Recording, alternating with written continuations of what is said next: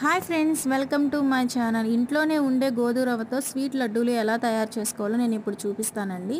1 cup గోధుమ రవ్వకి 3 కప్పుల water పోసుకోవాలి. ఇది సాఫ్ట్గా ఉడికే వరకు ఉడికించుకోవాలండి. చక్కగా రెడీ అయిపోయింది. 1 కప్పు గోధుమ రవ్వకి 1 కప్పు పంచదార వేయాలండి.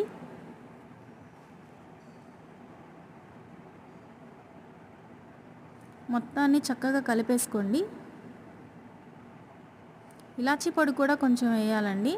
ఫుడ్ కలర్ అయితే నేను వేయటం లేదు, మీరైతే వేసుకుంటానంటే వేసుకోండి. చక్కగా రెడీ అయిపోయిందండి. చూడండి, చేతికి నెయ్యి రాసుకున్నానండి. లడ్లు చుట్టేటప్పుడు అది మన చేతికి అంటుకోకుండా.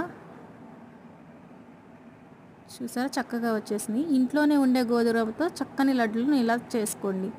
Thank you for watching.